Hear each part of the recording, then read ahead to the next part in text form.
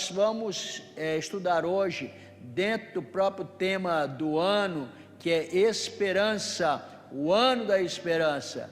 Você pode dizer comigo o ano da esperança? Vamos lá, o ano da esperança. Mais uma vez, o ano da esperança. Então nós vamos sempre focar alguns textos, cada mês, cada semana, algum assunto, porque a Bíblia está cheia de esperança. Vamos falar sobre esperança. Hoje o tema é como transformar tragédias em esperanças.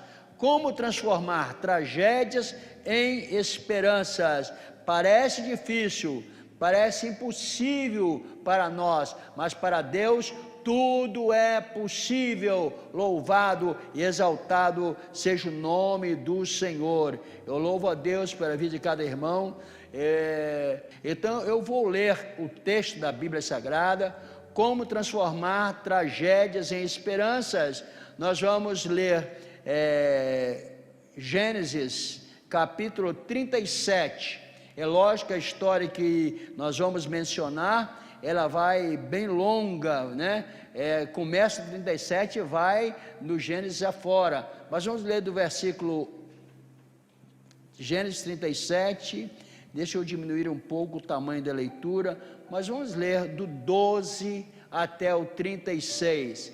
Gênesis 37, do 12 ao 36. Diz assim: os irmãos de José tinham ido cuidar dos rebanhos do pai, perto de Siquém. E Israel disse a José: como você sabe, seus irmãos estão apacentando os rebanhos perto de Siquém. Quero que você vá até lá. Sim, senhor, respondeu ele. Disse o pai: vá ver se está tudo bem com seus irmãos e com os rebanhos, e traga-me notícias. Jacó é o mesmo Israel, que nós estamos lendo aí, Jacó, depois foi transformado o nome dele para Israel, então é o mesmo. Quando eu leio Israel, Jacó é a mesma coisa. Então Jacó, o pai de José, o enviou quando estavam no vale de Hebrom, mas José se perdeu quando se aproximava de Siquém. Um homem o encontrou vagueando pelos campos e lhe perguntou: que é que você está procurando? Ele respondeu: procuro meus irmãos. Quem procura o irmão aqui pode dizer amém? O homem foi tão fraco. Você está procurando seu irmão? Amém? Os irmãos que estão, quem sabe, em outro lugar, e nós temos que procurar. Início de ano é ano de reflexão e de voltarmos a procurar os nossos irmãos, né? Procuro meus irmãos. Pode me dizer onde eles estão apacentando os rebanhos? Respondeu o homem: eles já partiram daqui. Eu os ouvi dizer: vamos para Dotã. Ele estava em Siquém, mas ele falou: vamos para Dotã. Os garotos, todos os irmãos de José. Assim José foi em busca dos seus irmãos e os encontrou perto de Dotã. Mas eles o viram de longe. Antes que chegasse, planejaram matá-lo. Você não tem nenhum irmão que planeja matá-lo, né? Graças a Deus, louvado seja o nome do Senhor. Aí eles disseram: lá vem aquele sonhador, diziam uns aos outros. É agora, vamos matá-lo e jogá-lo num destes poços, e diremos que um animal selvagem o devorou. Veremos então o que será dos seus sonhos. Quando Rúben ouviu isso, tentou livrá-lo das mãos deles, dizendo: não lhe tiremos a vida. E acrescentou: não derramem sangue, joguem-no naquele poço do deserto, mas não toquem nele. Rúben propôs isso com a intenção de livrá-lo e levá-lo de volta ao pai. Chegando ao José, seus irmãos lhe arrancaram a túnica longa, agarraram-no e o jogaram no poço que estava vazio e sem água. Ao se assentarem para comer, viram ao longe uma caravana de ismaelitas que vinha de Gileade. Seus camelos estavam carregados de especiarias, bálsamo e mirra que eles levavam para o Egito. Judá é outro irmão de José, disse então a seus irmãos: que ganharemos se matarmos o nosso irmão e escondermos o seu sangue? Vamos vendê-lo aos ismaelitas, não tocaremos nele, afinal é nosso irmão, é nosso próprio sangue. E seus irmãos concordaram. Quando os mercadores ismaelitas de Midian se aproximaram, seus irmãos tiraram José do poço e venderam por 20 peças de prata aos ismaelitas, que o levaram para o Egito. Quando Rúben voltou ao poço e viu que José não estava lá, rasgou as suas vestes e, voltando a seus irmãos, disse: o jovem não está lá, para onde irei agora? Então eles mataram um bode, mergulharam no sangue a túnica de José e a mandaram ao pai com este recado: acharam isto, veja se é a túnica de teu filho. Vamos até o 36. Ele a reconheceu e disse: Jacó, é a túnica de meu filho. Um animal selvagem devorou, José foi despedaçado. Então Jacó rasgou suas vestes, vestiu-se de pano de saco e chorou muitos dias por seu filho. Todos os seus filhos e filhas vieram consolá-lo, mas ele recusou ser consolado, dizendo: não, chorando descerei à sepultura para junto de meu filho, e continuou a chorar por ele. Terminando o versículo 36. Nesse meio tempo, no Egito, os midianitas venderam José a Potifar, oficial do faraó e capitão da guarda. Quantos pode dizer amém? Uma palavra maravilhosa, é apenas um pedacinho da história. É uma história tão maravilhosa. A história de José traz para nós importantíssimas lições, no sentido de crermos que o Senhor está conosco em todas as trajetórias da nossa vida. Ainda que existam tragédias, Deus as transformará em esperanças. Eu quero te animar esta noite, meu irmão, minha irmã, meu amigo, minha amiga que está aqui no culto, você que está lá do outro lado da tela, online, participando do culto. Na sua trajetória, Deus, Ele tem cuidado de você, Ele vai continuar cuidando. Você vai chegar ao lugar certo, porque Deus, Ele transforma tragédias em esperanças. Parece que não existiria mais esperança para José. A tragédia era muito grande, jogado dentro de um poço, o poço sem água. Ele estava ali quase asfixiado, porque os poços naquela região tinham um buraquinho bem pequenininho, que era para tirarem água, colocarem água ali e tirarem, e então jogaram, viram que não tinha água, jogaram José ali, vamos deixar ele aí, vai apodrecer aí dentro, não é? Queriam matar José realmente, mas que bom que houve uma intervenção, nesse meio tempo que nós falamos aqui, que a Bíblia nos conta, nesse meio tempo, no Egito, os midianitas venderam José a Potifar, oficial do faraó, capitão da guarda. Houve um movimento para que José continuasse alimentando a sua esperança. O trajeto mais curto entre o nada e o sucesso, muitas vezes é a tribulação. Isso é certo na vida de todos nós. O trajeto mais curto do nada, do zero até o sucesso, muitas vezes, não todas as vezes, mas na maioria das vezes é a tribulação.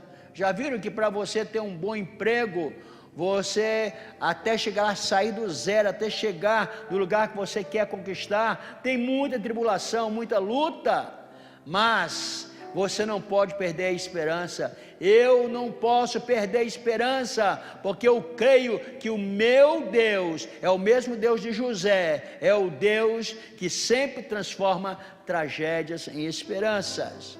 José, para nós entrarmos um pouquinho na história, ele é o primogênito de Jacó e Raquel, porque Jacó, ele foi casar com Lia ou Leia, o seu primeiro casamento, trabalhou, né, para o seu sogro bastante esperto, o enganou, e ele queria casar com Raquel, sempre ele gostava de Raquel, né, e Lia diz que tinha um defeito nos olhos, não é bem explicado o que era, mas ela tinha algum defeito, e ele falou, eu vou casar com a mais nova, não quero a mais velha, e Lia era a mais velha, e por costume casava-se a mais velha primeiro, e depois as outras, então Jacó casou com Lia ou Leia, eu vou falar sempre Lia, aqui quando eu citar essa primeira esposa de Jacó,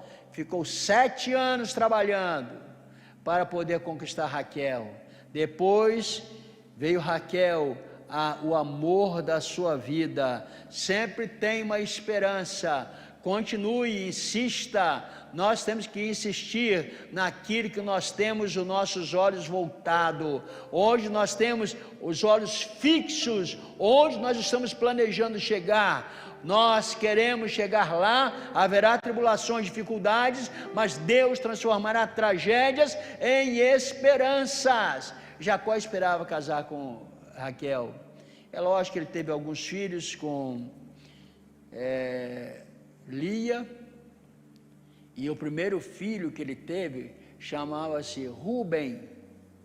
Rúben era o primeiro filho de Jacó com Lia, e esse Rúben, o primogênito de Jacó com Lia, era um cabra que não era muito assim, gente boa não, ele tinha um coração bom, mas gostava de fazer coisa errada. Então, naquela época, podia-se ter mais de uma mulher, então Jacó, como sempre foi esperto também, porque esse nome Jacó era enganador, por isso que de vez em quando fala Israel, daqui a pouco fala Jacó, então ele tinha algumas concubinas, e uma concubina dele chamava-se Bila, e Rúben, o filho mais velho de Jacó com Lia, cometeu um incesto com Bila. É uma coisa terrível que aconteceu nessas famílias lá, anos, milênios atrás, mas hoje acontece também, aconteceu um incesto, então ele ficou mal visto na sociedade da época, por isso que a família de Jacó, o patriarca Jacó, não era muito boa. Rúben aconteceu isso, então o primeiro que nós temos aqui é José. José era filho de Jacó com Raquel, depois que ele casou com Raquel, o primeiro filho que Jacó teve com Raquel foi José, depois o outro foi Benjamim, então teve 2 filhos com Raquel, agora com Lia teve outros tantos filhos. Agora, nessa história nós encontramos também Potifar. Potifar é bom esclarecer para todos que estão nos ouvindo e vendo, não era um nome, mas era um título. Potifar não era, vem cá senhor Potifar, Potifar era um título, que significava capitão da guarda pessoal de Faraó. Todos que eram capitães da guarda pessoal de Faraó, tinha nome de Potifar.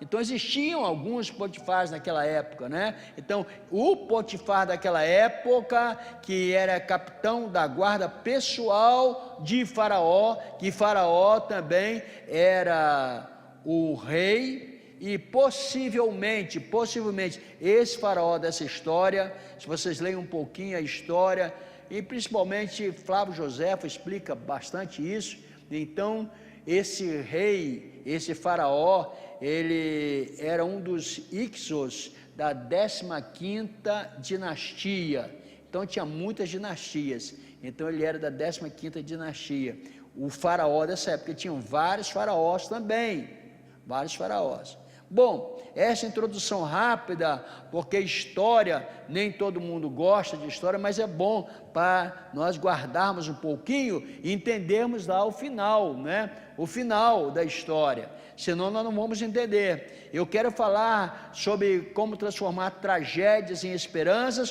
tomando como base a vida de José. Eu quero trazer aqui 7 experiências de quem tem esperança. 7 experiências de quem tem esperança, e o exemplo que eu tomo aqui é José. A primeira experiência de quem tem esperança é aí, número 1, José começou a trabalhar cedo. José começou a trabalhar cedo, apesar de José ter um pai rico, porque Jacó era rico, olha, ele era rico, milionário. Projeta aí Gênesis, quem está aí sim, é você, né, minha filha? Uma das Júlias, né? Muito bem. Então, projete aí Gênesis 30 e 43. Gênesis 30 e 43. Gênesis 30 e 43, diz assim: assim o homem ficou, esse homem é Jacó, ficou extremamente rico, tornando-se dono de grandes rebanhos e de servos e servas, camelos e jumentos. É como se tivesse ali dito que ele tinha muito gado, muito boi, muito gado de corte, gado de reprodução. E quando fala de servos e servas, são funcionários, e quando fala de camelos e jumentos, eram as Ferraris da época, não é? Então, eram os carrões da época, ele tinha muito, né? Camelo e jumento. Então, na realidade, eram as conduções da época, ele tinha muito, então era um homem riquíssimo, só para você ter uma comparação com o tempo de Jacó e com o nosso tempo agora. Mas José, apesar de ser filho de um milionário, bilionário, trilionário, então um arquimilionário, ele começou a trabalhar cedo. Ele começou a trabalhar aos 17 anos, ele já trabalhava como pastor de ovelhas, cuidava de ovelhas com 17 anos de idade. Quem começou a trabalhar aqui com 17 anos? Levante a mão assim para eu ver. Tem um punhado aí, né? Olha, vários. Tem alguns que começaram até antes, de 17. Eu sei disso. Então, José começou a trabalhar cedo. Eu estou dizendo isso porque ele, apesar de ser pai de um milionário, era filho de papai, como se diz hoje, né? Ele não ficava em casa à toa, mas ele cuidava. Projete Gênesis 37, versículo 2, para nós provarmos na Bíblia isso tudo que nós estamos falando. Esta é a história da família de Jacó. Quando José tinha quantos anos?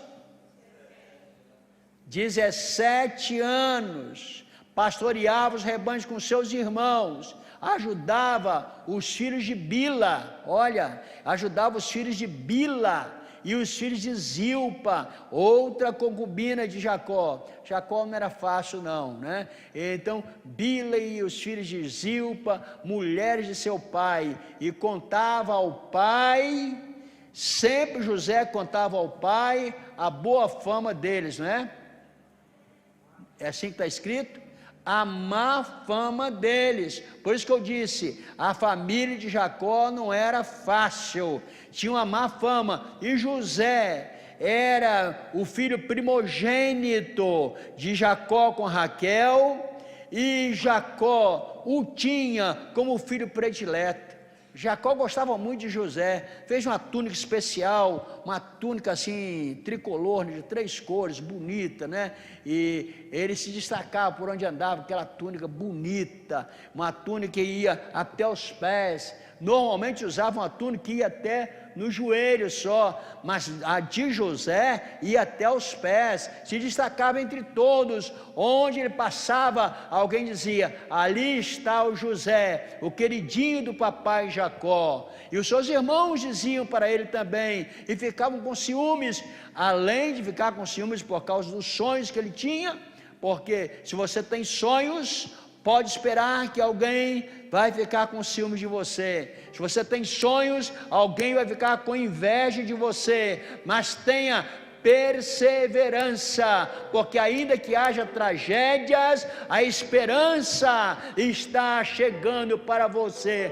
A esperança para todos aqueles que confiam nesse Deus Todo-Poderoso, que é o Deus de José, é o Deus de Jacó também. Então Jacó, ele tinha esse filho queridinho. Então trabalhar e estudar não mata ninguém.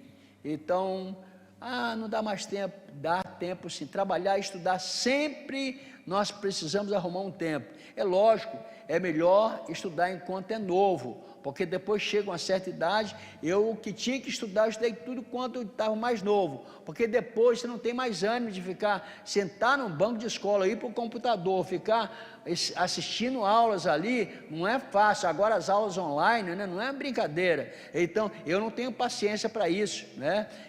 Divulga-se muito isso aí, mas para quem perdeu o tempo, aproveite o tempo. Então é bom aproveitar o tempo enquanto nós estamos mais novos. Vamos ler lá Provérbios capítulo 10, versículos 4 e 5. Provérbios 10, 4 e 5. Então trabalhar e estudar não mata ninguém. Olha só, versículo 4, Provérbios, é bom nós falarmos verso. Então Provérbios 10 e verso 4, porque é um livro de poesia, livro poético, né? Então, verso 4, verso 5, as mãos preguiçosas empobrecem o homem, porém as mãos diligentes lhe trazem riqueza. Aquele que faz a colheita no verão é filho sensato, mas aquele que dorme, olha os dorminhocos aí, aquele que dorme durante a ceifa é filho que causa vergonha. Então, na realidade, só vou ler esses dois versos aí de Provérbios. O sábio Salomão, escrevendo para nós, traz a confirmação que o trabalho enobrece o ser humano. O trabalho enobrece o ser humano. Isso é o primeiro ponto e que eu queria frisar bem. José começou a trabalhar cedo, seja na vida secular, seja na casa do Senhor. Nós precisamos trabalhar cedo, começar a trabalhar cedo, porque quando nós começamos a trabalhar cedo, nós temos possibilidade de vermos lá na frente algo muito especial para nós. Quando você começa a estudar cedo, trabalhar cedo na igreja, eu tenho por costume sempre aproveitar alguns garotos que querem vir trabalhar para serem aprendizes de diáconos, né, na diaconia da igreja. Eu comecei a falar a palavra de Deus. A primeira mensagem que eu preguei o pastor Colontoni, eu acho que eu já falei aqui, eu tinha 8 anos de idade, era um culto de crianças.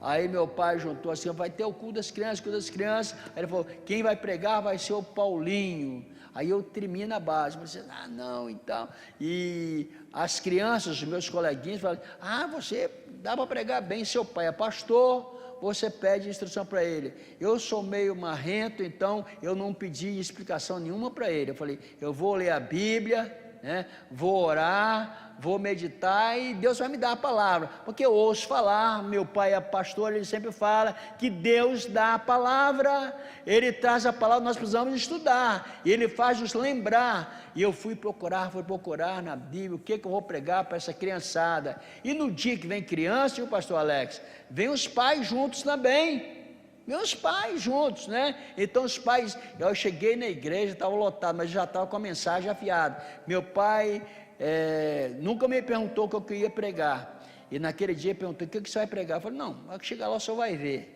Então, chegou lá no culto, eu pequenininho, né, 8 anos, era bem franzininho, né, e fui pregar. Aí eu preguei lá aquele texto, disse Jesus, lá que em Mateus, quando Jesus trouxe um discurso violento, um discurso bastante importante, falou, vós sois o sal da terra, mas se o sal for insípido, não tiver gosto, estiver estragado, para nada serve, a não ser para ser pisado por todos. Aí eu falei, se você quer ser sal da terra, aí discorria a minha mensagem, não muito longa, não é? Que era criança, então eu fiz as pessoas entenderem que o sal da terra trazia gosto, conservava e tanto mais. Então, na realidade, depois eu descobri até que sal, viu, irmão Antônio, o senhor é bastante curioso também, na ciência,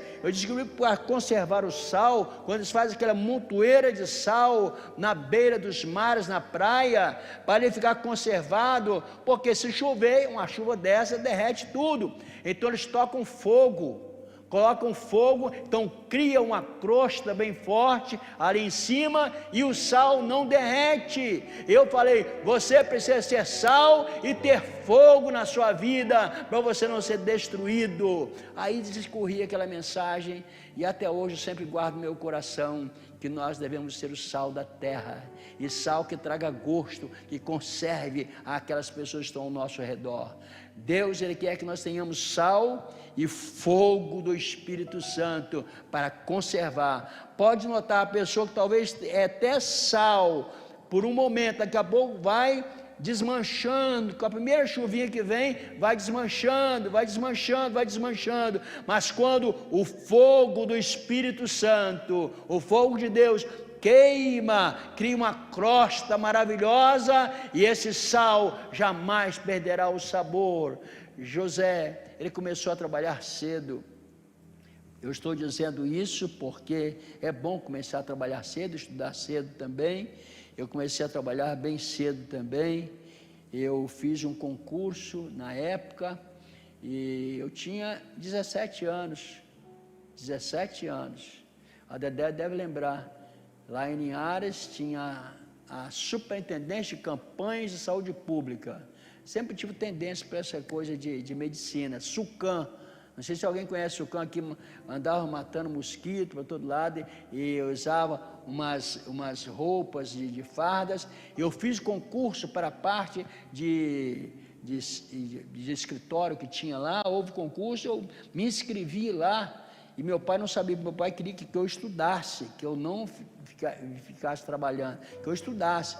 Eu fui e passei, graças a Deus, se tiver alguém aí de Linhares que trabalhou comigo lá, tem pessoas vivas aí, Leinar, e eu passei em primeiro lugar no concurso, aquele garotinho de 17 anos, franzino, e eu fui trabalhar. E trabalhei ali, e logo na sequência, Deus foi me promovendo, assim como promoveu a José. Então eu quero dizer para você, aproveite a oportunidade, estude, veja as chances que tem, não deixe passar a oportunidade. José não deixava passar as oportunidades também. Esse é o primeiro tópico da experiência que tem aquele que tem esperança. A primeira experiência é essa, é trabalhar cedo. Segunda experiência de quem tem esperança, José era criativo, viu, Joás? José era criativo, ele fazia sempre mais, sempre mais. Ser criativo é você fazer mais. O patrão pede para você fazer algo, você faz sempre um pouquinho a mais, não é isso? Então, pede para fazer alguma coisa, você faz sempre a mais. No trabalho, eu sei que todo mundo aqui, que está aqui me ouvindo, aqui, principalmente os presenciais, são assim. No trabalho, não é isso, Leandro? Se tem que chegar, começa às 8 horas, ele chega 10 para as 8, 10 para as 8, chega antes, porque dá tempo dele arrumar a mesa dele, ou se for a oficina, o que for que ele vai fazer, chega antes, que talvez tenha uma oportunidade se esperando lá antes, né? Antes de todo mundo chegar, e sempre sai pelo menos 10 ou 15 minutos depois do horário. Já viu aquela pessoa, e aqui tem muito disso no estado de São Paulo, que as pessoas, 5 horas de horário dele ir embora, das 10 para 5, eles já estão arrumando, já está tudo arrumadinho, já tomou banho, já está todo ali cheirosinho, todo arrumado, a mesa dele já engavetou tudo. Se o patrão chegar, precisa de fazer isso, aí não, ele tem que voltar, desarrumar tudo de novo. Então, porque ele está saindo antes da hora. eu sei que tem algumas profissões, tem uma profissão que eu sempre acompanho bem de perto, algumas pessoas trabalham por dia, por exemplo, pedreiro. Eu sei que não tem, se tiver algum pedreiro aqui, você não está nessa lista, mas aí ele tem que sair 4h30, mas 4 horas ele está lavando a colher, né, e limpando lá, chega e já está tudo limpinho para ir embora, meia hora antes. O interessante, o principal é fazer como José, ser criativo, fazer sempre mais do que se pede. Eu já li aí o texto do preguiçoso. Importante que José fazia, eu já li o texto, o pai dele falou, olha, vai ver como seus irmãos estão lá cuidando do gado, lá eles estavam em Hebrom, e de Hebrom ele tinha que ir até Siquém. Então, de Hebrom até Siquém dá aproximadamente 100 quilômetros. 100 quilômetros. E ele foi, José foi, o pai dele falou, sim senhor, eu vou ver como é que meus irmãos estão. Ele sempre trazia as notícias, o pai dele já sabia que os outros irmãos dele eram tudo bem enrolado, nó cego, como diz na linguagem popular aí, não é? Ele falou, vai lá e me traga notícia, como é que eles estão, se cuidaram do gado direitinho.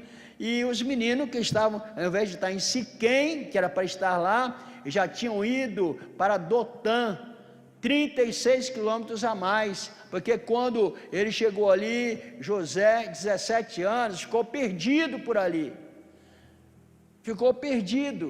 e quando ele ficou perdido por ali, ele perguntou, vocês viram meus irmãos por aqui e tal, e era pouquinho irmão, né, então tinha uma turma de irmãos, e ele, não, eles passaram com o gado aqui, eu ouvi eles falando que iam para Dotã.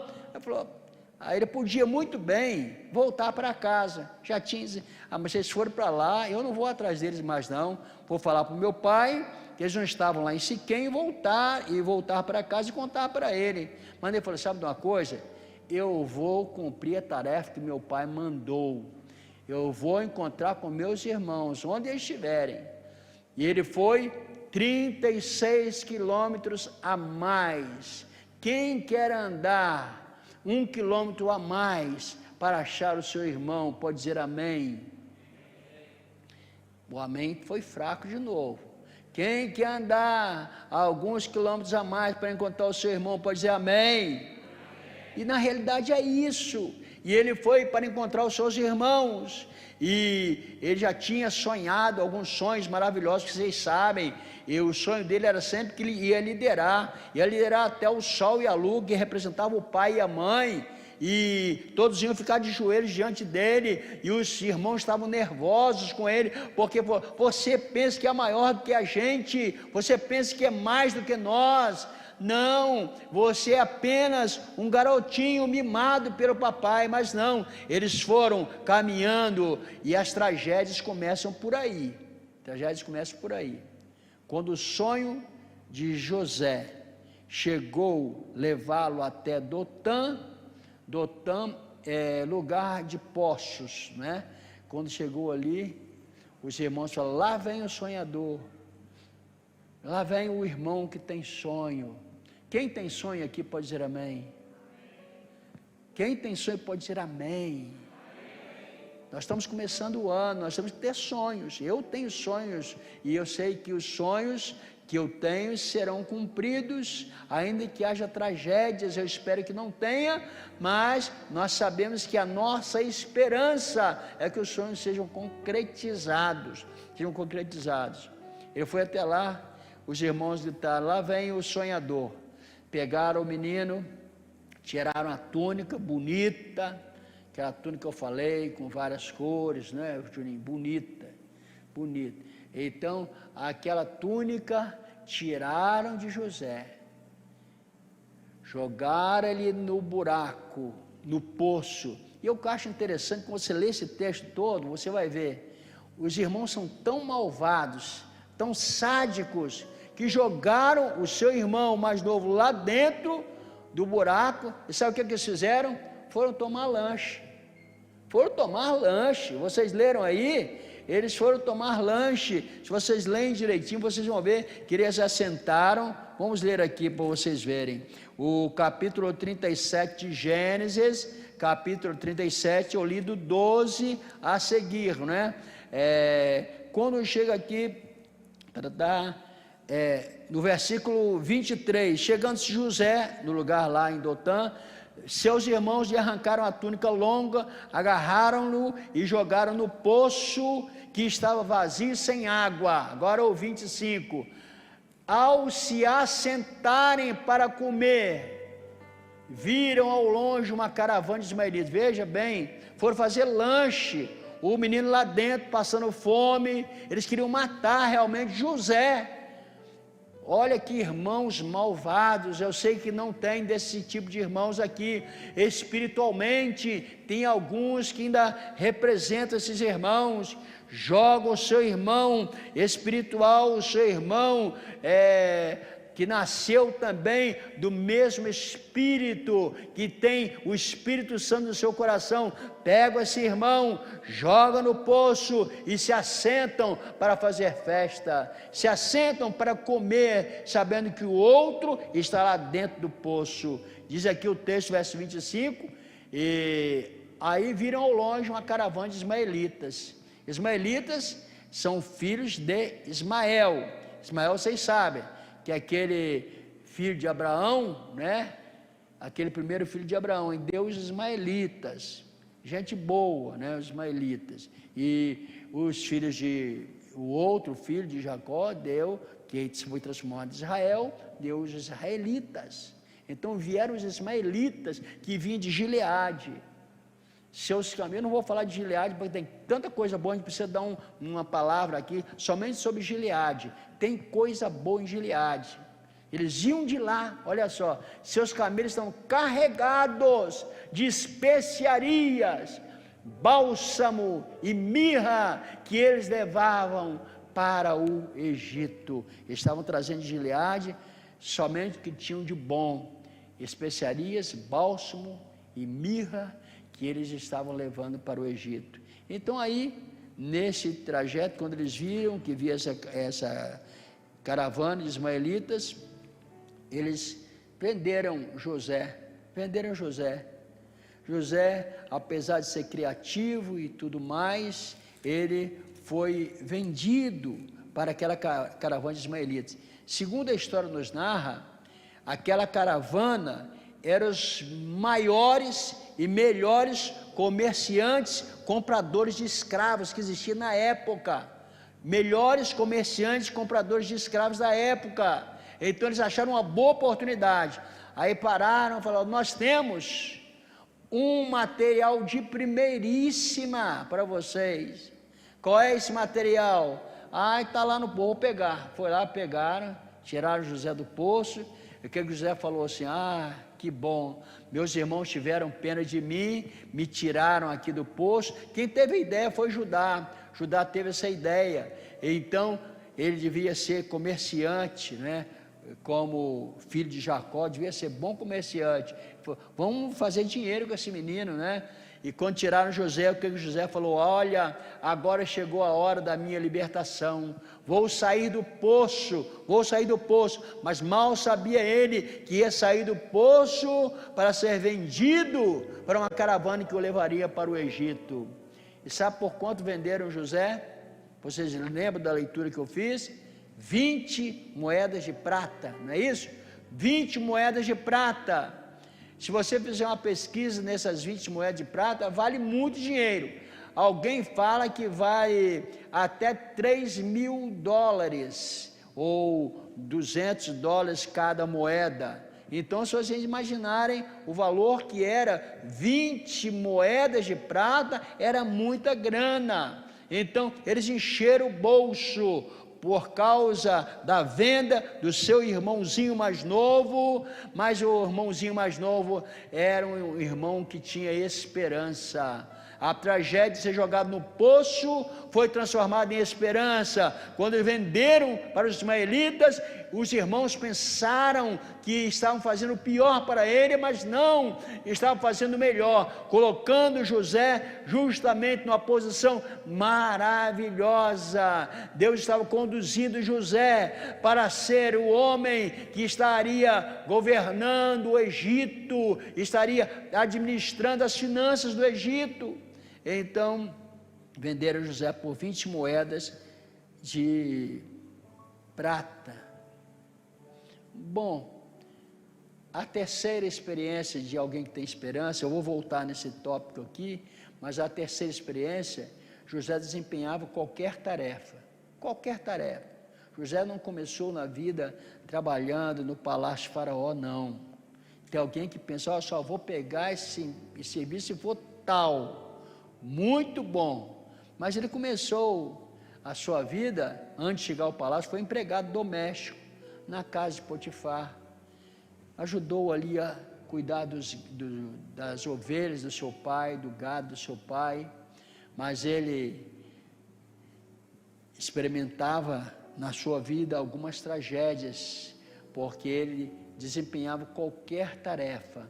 Quem está disposto a fazer qualquer tarefa, está pronto para alcançar o que você espera.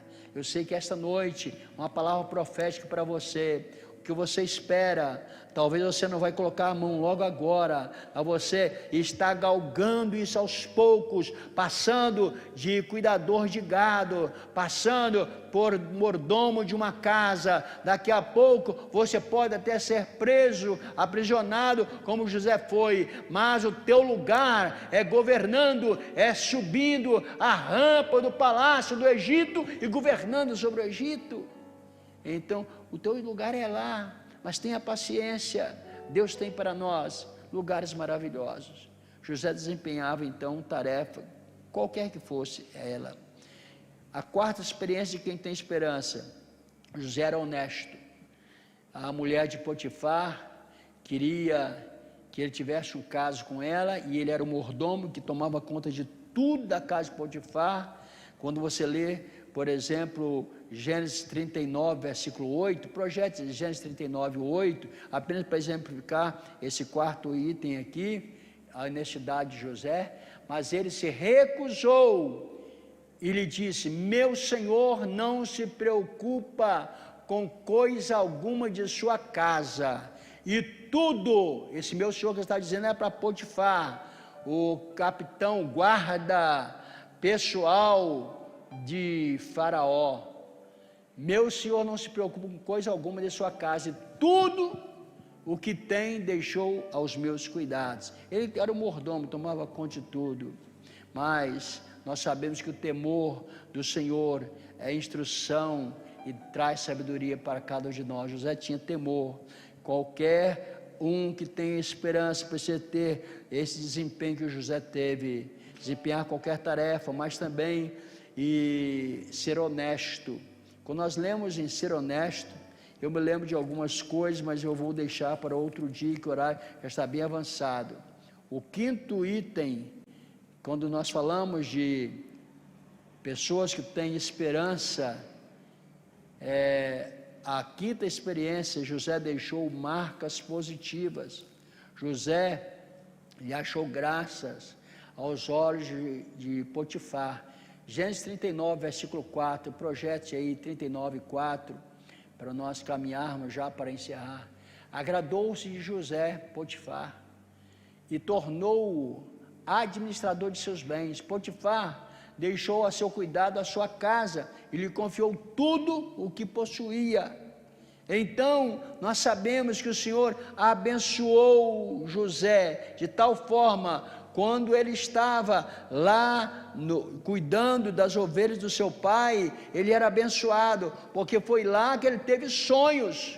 Os sonhos não foi quando ele estava lá no palácio, ele teve sonho quando estava lá junto com seus irmãos, cuidando, apacentando o rebanho do seu pai Jacó. Lá teve sonhos. Deus tem sonho para a sua vida. Então você pensa, eu vou chegar em uma época que eu terei sonhos. É hoje que Deus quer que você tenha sonhos. Esses sonhos são sonhos de esperança, de esperança. Quando nós lemos aqui esse texto, o 6º item que de experiência de quem tem esperança, José soube esperar. Ele soube esperar, porque os seus irmãos fizeram mal contra ele, depois que ele estava no comando de tudo lá no Egito. Aí na terra de Jacó, na terra dos seus irmãos, houve fome, eles vieram cá. José era para amassar com seus irmãos, matar com seus irmãos, mas José, ele teve a paciência, a perseverança, que quer dizer, ele soube esperar. Quando nós lemos Gênesis 41 e 40, vê o que está escrito aí, Gênesis 41 e 40. Gênesis 41 e 40. Você terá o comando de meu palácio, e todo o meu povo se sujeitará às suas ordens. Somente em relação ao trono serei maior que você. Veja que qualidade. Ele só era menor do que o rei. O vice-rei era o governador do Egito. Ele comandava tudo, então ele podia muito bem estar fazendo alguma coisa de tirar proveito dos seus irmãos. Falar, vocês judiaram de mim, me jogaram lá na cova, me venderam, eu sofri, fui preso e tal. E ele falou, eu agora vou descontar, vou desforrar, vou tirar o atrasado. Mas não, ele estava com a sua vida totalmente nas mãos de Deus. Atos capítulo 7, versículo 9 e 10, me veio à mente esse texto e eu quero ler com os irmãos. Atos 7, 9 e 10, os patriarcas, tendo inveja de José, venderam-no como escravo para o Egito, mas Deus estava com ele. A diferença é esta: Deus estava com ele e o libertou de todas as suas tribulações, dando a José favor e sabedoria diante de Faraó, rei do Egito. Este rei do Egito o tornou governador do Egito e de todo o seu palácio. Então não é só no Velho Testamento que é escrita a história de José.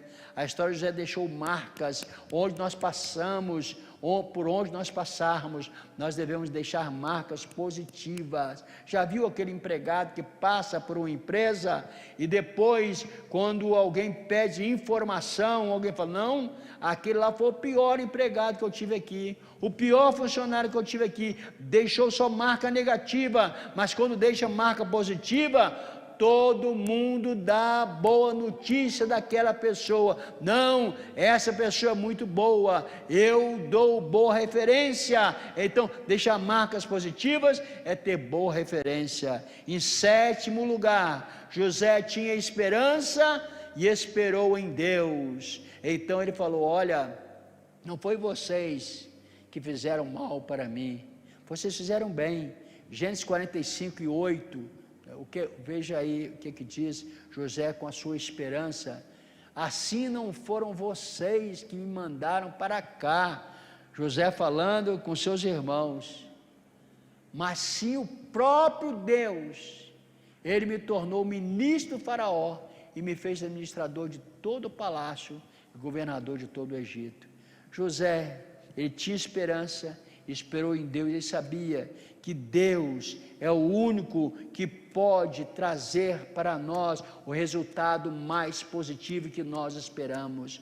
Eu espero resultado positivo, eu tenho que confiar em Deus. Se eu confio em Deus, eu sei que Deus, Ele fará aquilo que é melhor para a minha vida. É tanto que Ele falou para os seus irmãos pensaram, agora Ele vai jogar na nossa cara tudo isso. Não, Ele falou, não foi vocês que fizeram isso, foi Deus que usou vocês. Talvez Deus, irmão e irmã, amigo e amiga. Deus usa a pessoa ímpia, a pessoa cruel, para pensar que está fazendo mal com você, mas está fazendo bem, porque José, apesar de ter passado por tragédias, até ser preso lá, debaixo daquela prisão, ele recebeu a chave do cárcere para tomar conta de todos os presos. Deus fazia prosperar a sua vida. Deus quer te fazer prosperar por onde você passar. Ele está com você. Tenha esperança, porque as tragédias não tirarão a tua esperança. José se tornou governador do Egito. Sabe com quantos anos de idade ele foi governador do Egito? Hoje eu vejo tantos políticos aqui, no Brasil e fora do Brasil também, eles se tornam governadores já bem velhos, né? Bem velhos, bem idosos. José se tornou governador do Egito com 30 anos de idade. 30 anos de idade, se tornou governador do Egito, a maior potência da época. Deus o colocou lá, tirou 17 anos e saiu de lá, da casa do seu pai, e foi para o palácio governar. 30 anos de idade, José se tornou assim. Ele casou com Azefate. Aí José se casou com Azefate e teve 2 filhos. Interessante que ele teve 2 filhos. Então eu quero dizer para você que sempre há esperança para aquele que confia em Deus. Apesar das tragédias, ele tinha esperança. Ele falou: olha, os meus irmãos me trataram mal, mas eu tenho esperança que Deus me dará uma família boa. Ele casou com Asenate, e quando ele casou com Asenate, diz a Bíblia que ele, esperando em Deus, o sogro de José chamava-se Potífera. Potífera era sacerdote de On. On era uma cidade da época, era para ser a capital do Egito na época. Hoje ela é chamada Heliópolis. Não é esse Heliópolis daqui não, Heliópolis que já tem ruínas lá hoje, não é? A 10 quilômetros do Cairo, da cidade do Cairo. Aí com Asenate, aliás, José casou com Asenate e trouxe para ele 2 filhos. Veja bem, os 2 filhos são frutos da sua perseverança. Trouxe esperança para ele. O primeiro filho, aí colocou o nome de Manassés. Gênesis 41 e 51. Vamos ler Gênesis 41 e 51. Mais 5 minutos nós terminamos. Ao primeiro, José deu o nome de Manassés, dizendo: Deus me fez esquecer todo o meu sofrimento e toda a casa de meu pai. Interessante dizer para vocês que estão aqui nos ouvindo e prestando atenção nessa palavra: Deus tem para você algo maior do que você tem pensado. A esperança que nós temos em transformar tragédias em esperança, não é por nós mesmos, mas Deus vai fazer isso, porque o primeiro filho de José colocou o nome de Manassés, que quer dizer: Deus me fez esquecer. Deus vai te fazer esquecer todo o sofrimento. Que o Paulo, você não veio aqui hoje à toa, aqui nesse culto, Deus te trouxe aqui. Ele quer te fazer esquecer. É o filho que nasce, é a esperança que nasce. Filho significa esperança. Deus tem esperança para você. Todas as tragédias são transformadas em esperança. Essa esperança quer dizer: Deus me fez esquecer. Deus me fez esquecer. Nada poderia fazer esquecer. Nenhum manicômio, nenhum hospital de recuperação, nenhuma casa de recuperação o faria esquecer, mas Deus o fez esquecer. Manassés, Deus me fez esquecer. Deus hoje está limpando a tua mente, limpando o teu coração. Você vai sair daqui limpo, você vai sair de hoje aqui transformado, porque a tragédia já foi embora, agora é só esperança. Aí depois veio o segundo filho, 41 e 52 de Gênesis. Júlia, você está trabalhando bastante hoje. Gênesis 41 e 52. Veja o nome do segundo filho. Ao segundo filho chamou Efraim. Olha o nome dele, Efraim. Dizendo: o que quer dizer Efraim? Deus me fez prosperar na terra onde tenho sofrido. Deus vai te fazer prosperar. O primeiro filho, a primeira esperança, o primeiro fruto chama-se Deus me fez esquecer. A segunda, Deus me fez prosperar. Deus vai te fazer prosperar. É essa palavra que trazemos aqui para você esta noite, de todo o nosso coração. José, desde o seu nascimento até os 17 anos, ele tinha uma família desorganizada. Eu falei para vocês de Rubem, mas tem outros aí, outros casos bem cabeludos na família de José, da família de Jacó. Mas Deus deu para ele uma esperança. Apesar de ter uma família desorganizada, ele teria um lugar muito especial, muito especial. José, dos 17 aos 30 anos, sofreu muita injustiça, escravidão, acusação, a prisão. Dos 30, sabe quantos anos José morreu? Morreu com 110 anos. Morreu com 110 anos. Que Deus nos ajude, que todos nós que estamos aqui possamos chegar aí aos 110, não é isso? Quantos podem dizer amém, glória a Deus? Então 110 anos, mas com esperança. Então chegou aos 110 anos, viu todas as suas esperanças concretizadas.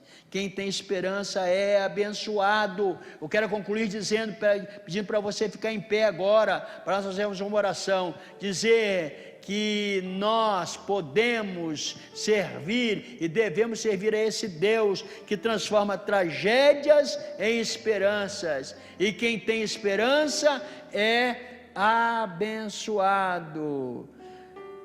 José, ele teve sonhos na sua casa, foi abençoado na sua casa. José, ele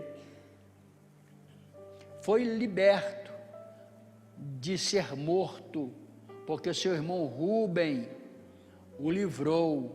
Talvez o irmão que você pense que é traiçoeiro para você, que é ruim para você, ele pode te livrar da morte. Então ele foi abençoado por isso. José também, ele foi vendido por 20 moedas de prata, que eu falei que é um dinheirão. E a gente pode dar um estudo, um paralelo da vida de José com a vida de Jesus. Jesus foi vendido por Judas, sabe por quantas moedas? 30 moedas de prata. José foi vendido por 20 moedas de prata, e Jesus foi vendido por Judas por 30 moedas de prata. Então Jesus, o meu Jesus, o teu Jesus, ele foi desvalorizado, vendido por moedas de prata, porque o meu Jesus, ele vale muito, muito, muito mais do que eu posso imaginar, porque ele me salvou, ele me libertou, me trouxe vida, esperança, me fez esquecer todas as coisas ruins e me fez prosperar, e está te fazendo prosperar também. Então foi abençoado como mordomo, foi abençoado como preso, foi abençoado como governador. Deus transforma as tragédias em esperanças. Eu quero orar agora neste momento, quero que você curve a sua cabeça, nós vamos orar. Se você quer fazer uma decisão hoje, entregar a sua vida a Jesus, levante a sua mão e diga: eu quero receber Jesus no meu coração, eu quero ter a minha vida mudada a partir de hoje. As tragédias serão esquecidas, porque Deus me faz esquecer. Manassés da tua vida vai nascer. Deus vai te fazer prosperar a partir do momento que você entrega o coração a Jesus. Deus te ama, Deus te perdoa.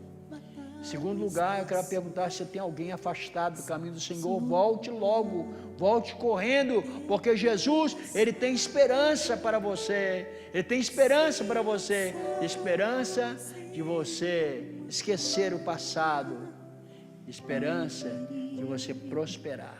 Ele quer te dar uma vida maravilhosa. Aleluia. Aleluia.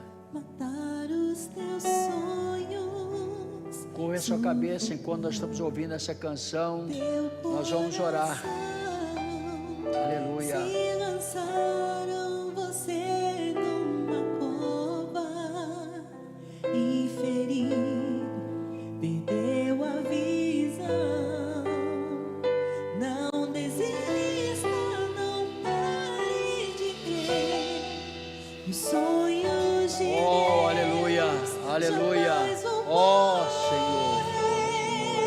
Aleluia. Não desista, não pare de lutar, não pare de adorar. Levanta teus olhos e vê, Deus está restaurando os teus sonhos e a tua visão.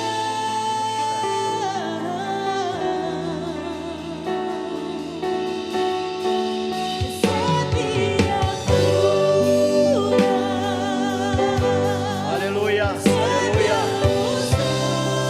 Eu oro por você agora. Você receba a cura. Receba a unção de Deus. Seja restaurado e a tragédia vai embora. Haverá esperança. Haverá esperança. Há esperança. Há esperança. Há esperança. Aleluia. Aleluia. Aleluia. Aleluia. Aleluia. Aleluia. Aleluia.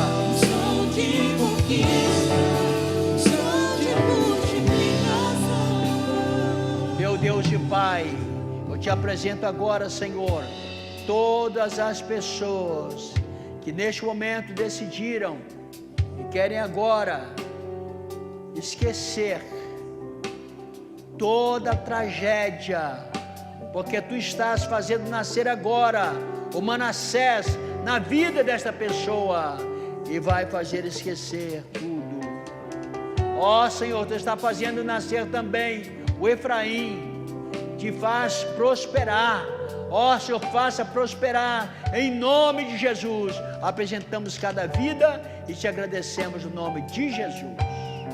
Que a graça do nosso Senhor Jesus Cristo, que o amor de Deus e a comunhão do Espírito Santo seja com todos vós, todos digam amém.